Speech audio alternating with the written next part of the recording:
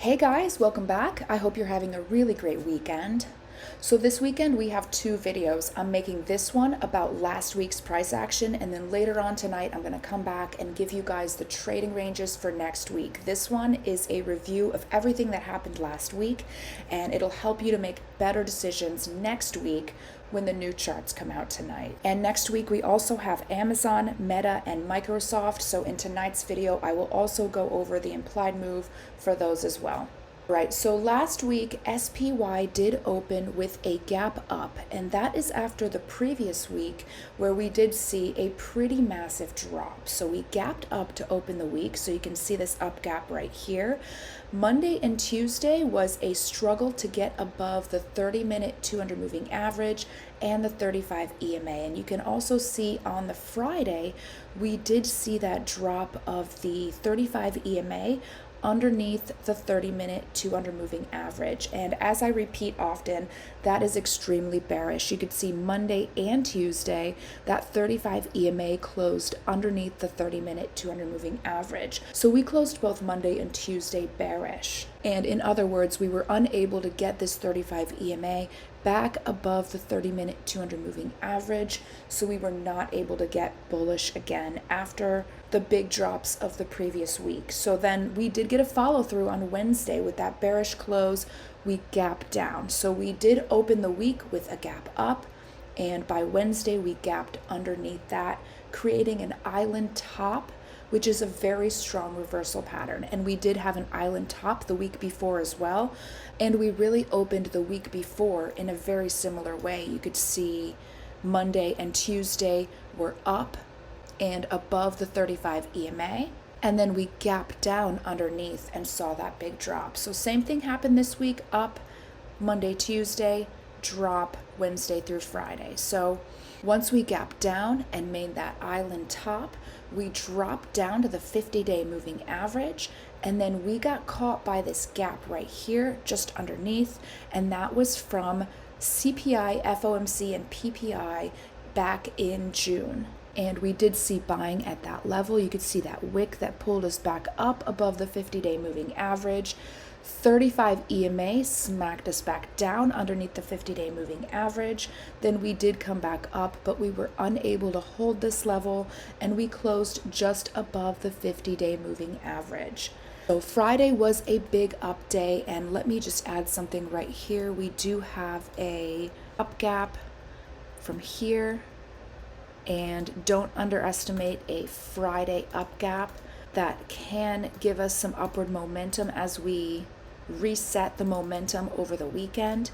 And then we did get back above the 50-day moving average, and we closed just a little bit outside of the implied move on Friday. So really big week with a lot of interesting technicals. We are definitely not in a easy bullish market where we are just trading high above every moving average. There's definitely a lot to look for here. So if you guys know, I'm a big spread trader. If you did sell 544, 545 spreads on Friday, then we did close at 544.45. So those would have closed probably around the break-even level, maybe a little bit green when everything's settled. If you did sell 545, 546, those would have closed 100%.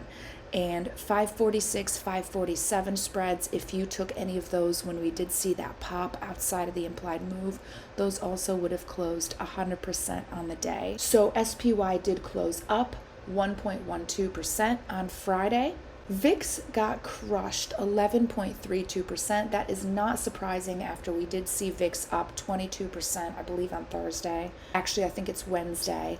And then we did not close within the implied move. We closed just outside of it, but within the next day's implied move. So this was Monday's. All right, so that was SPY. And switching over to QQQ, we did open the week last week. Let me get zoomed in here. All right, so Monday right here, we opened with a similar gap up right near to the 35 EMA. And the week before, we did see a bearish break of the 35 EMA underneath the 30-minute 200 moving average.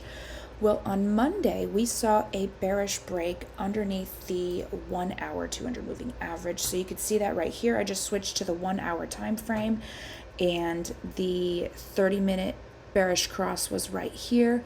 The 1 hour bearish cross was right here. So on the 1 hour time frame, when we saw that gap up to the 35 EMA, that 1 hour 200 moving average was right there. And even though we got above the 35 EMA on that time frame, that 1 hour 200 moving average was there to bring us back down.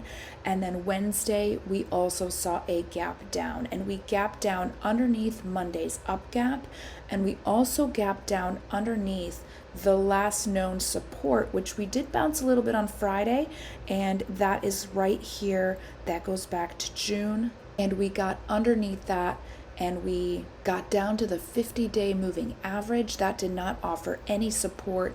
This down gap right here was big enough to set the momentum all the way down and drop us into this gap right here, which also was just above the 4 hour 200 moving average. So huge drop on Wednesday. And Thursday, a little bit of consolidation, trying to get that momentum back up, but dropped. And then on Friday, we did see an up gap.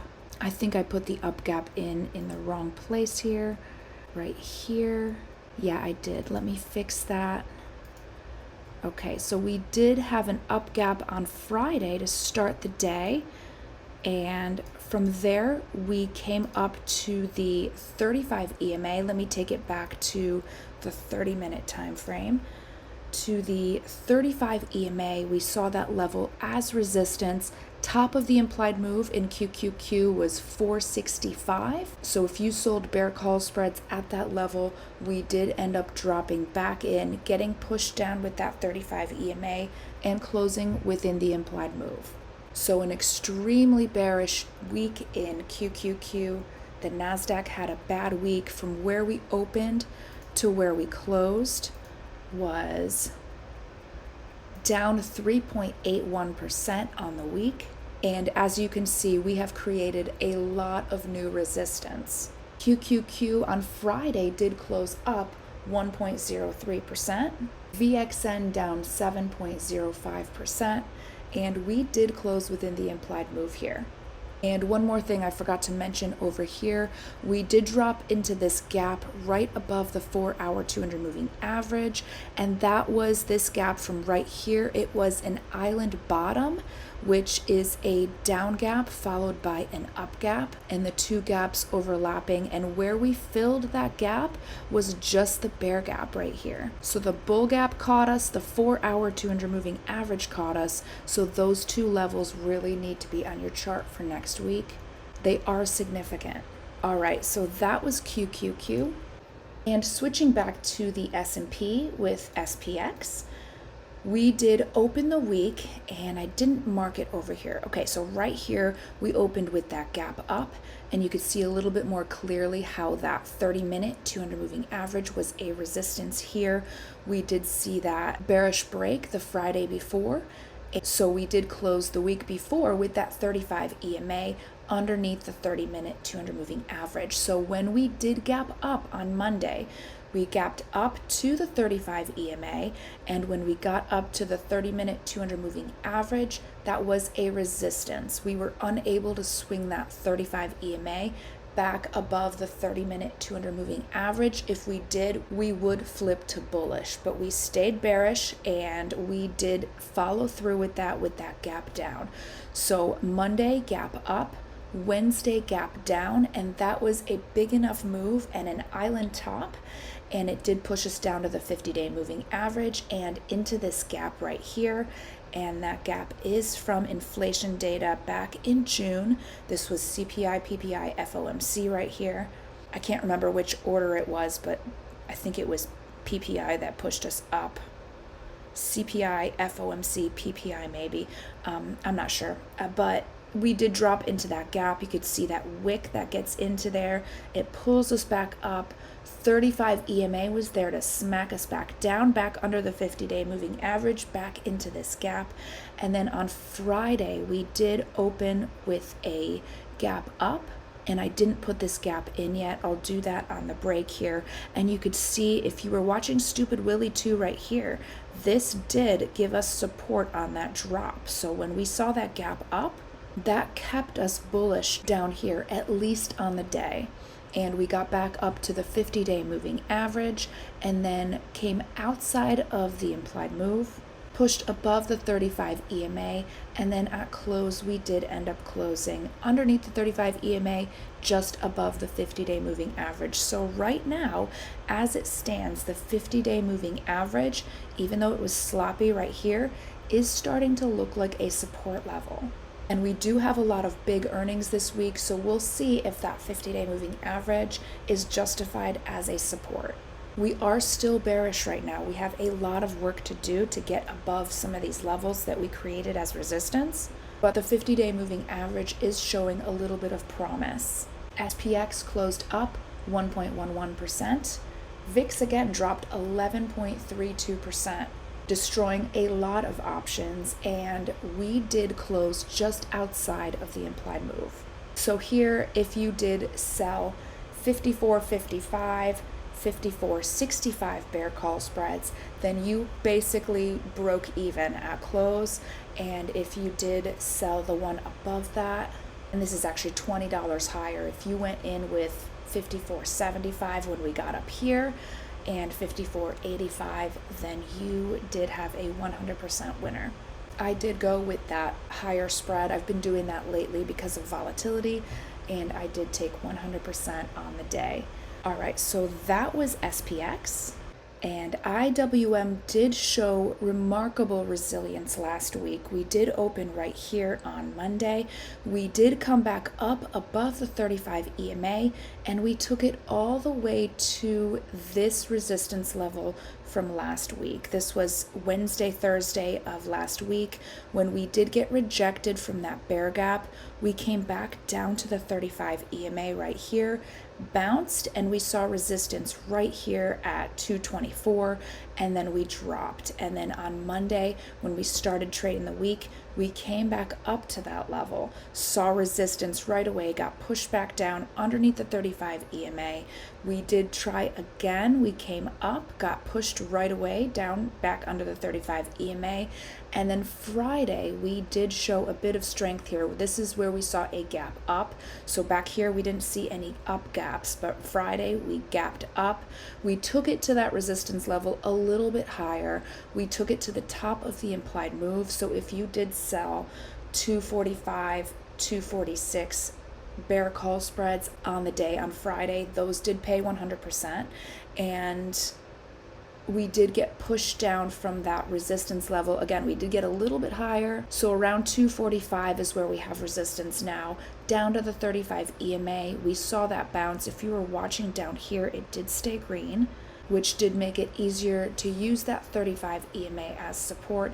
And then we did close the week out just above that resistance level and at the top of the implied move. I had the top of the implied move for IWM at 245, and we closed just underneath that and within the implied move at 245.22. And IWM up 1.65%. RVX, the Russell Volatility Index, down 6.48%, and we did close within the implied move here. So IWM is bullish. We, on the 30-minute time frame, have the 35 EMA trading above the 30-minute 200 moving average, the price above the 35 EMA, and green right here. It was pretty weak. The momentum was sideways here, but it is showing strength. And just pay attention to this bear gap, though, that is directly above us. And one more, we have DIA, the Dow Jones. Now remember, the Dow only has weekly options, so this one is set up just a little bit different. From last weekend, the implied move for DIA was between 396 and 410. And we did open the week flat after that big drop that we saw the week before. And we took it up to the 35 EMA on Monday and Tuesday. Then Wednesday we gapped down with the rest of the market. And Wednesday and Thursday was a roller coaster ride to hold the 30-minute 200 moving average. If you were watching the 35 EMA, it was bullish still during the week. If we take out the price, sometimes it's good to take out the price. Hold on one second, I hid the wrong thing. So let's hide the price, and just looking only at the moving averages, the 35 EMA above the 30-minute 200 moving average is bullish, and we did see that 35 EMA bounce right here, and we did find support on this time frame. So let's get price back in. And we did open on Friday with a gap up above the 30-minute 200 moving average. That turned this 35 EMA to stay bullish, and we popped up to the top of the implied move. The top of the trading range for the day. We don't use the implied move in DIA except for on the weekly time frame, but the top of the trading range was at 405. We did close about $1 above that. And we did get back above the 35 EMA. So the Dow is also showing a bit of strength here. So with these big earnings coming up this week, we do have, again, Amazon, Meta, Microsoft, and a bunch of others. I think I saw PayPal on the list.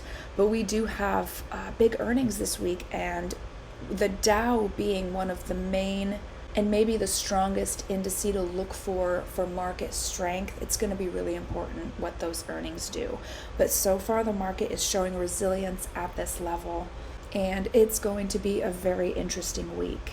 So that is a recap of last week, and if you guys love my content and you want to see more just like it in the future, then please make sure to give this video a like and subscribe and turn on notifications.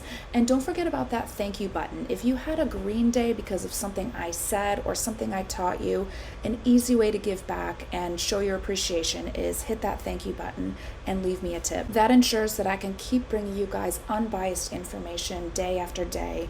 And I will be back in a few hours to get you guys the trading ranges for Monday and Tuesday and next week. So enjoy the rest of your weekend, and I'll see you guys in a few hours.